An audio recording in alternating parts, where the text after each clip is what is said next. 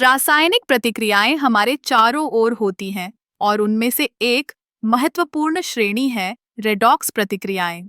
Redox का मतलब है रिडक्शन और ऑक्सीडेशन। जब भी कोई पदार्थ इलेक्ट्रॉन खोता है उसे ऑक्सीडाइज किया जाता है, और जब कोई पदार्थ इलेक्ट्रॉन प्राप्त करता है उसे रिड्यूस किया जाता है।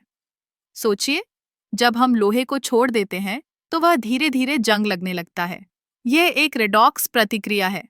लोहे का ऑक्सीडेशन होता है और यह ऑक्सीजन के साथ मिलकर लोहे के ऑक्साइड का निर्माण करता है। इसी तरह जब हम बैटरी का उपयोग करते हैं तो वहां भी रेडॉक्स प्रतिक्रियाएं होती हैं। बैटरी के अंदर रासायनिक ऊर्जा इलेक्ट्रॉन के प्रवाह में बदल जाती है, जो हमें ऊर्जा प्रदान करती है। अब एक और मजेदार उदाहरण लेते हैं। जब हम गाजर या चुकंदर को उबालते हैं, इन सब्जियों में मौजूद एंटीऑक्सीडेंट्स ऑक्सीडेशन के खिलाफ हमारी कोशिकाओं की रक्षा करते हैं।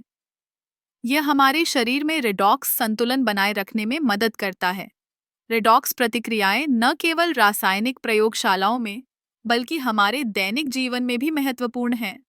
जैसे कि जब हम खाना पकाते हैं तो ऑक्सीकरण और रिडक्शन की प्रक्रियाएं चल रही होती हैं। मांस का रंग बदलना, सब्जियों का पकना, ये सब रेडॉक्स प्रतिक्रियाओं का परिणाम है।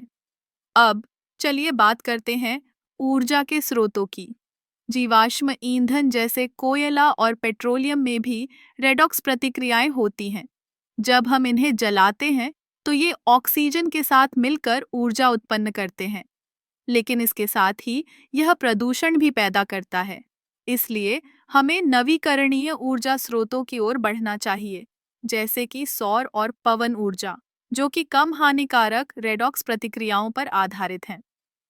अंत में, रेडॉक्स प्रतिक्रियाएं न केवल रसायन विज्ञान का एक महत्वपूर्ण हिस्सा हैं, बल्कि ये हमारे जीवन के हर पहलू में शामिल हैं।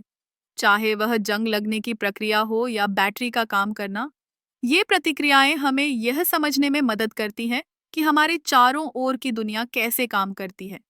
इसलिए अगली बार जब आप किसी रासायनिक प्रक्रिया को देखें तो याद रखें कि रेडॉक्स प्रतिक्रियाएं हमेशा सक्रिय रहती हैं।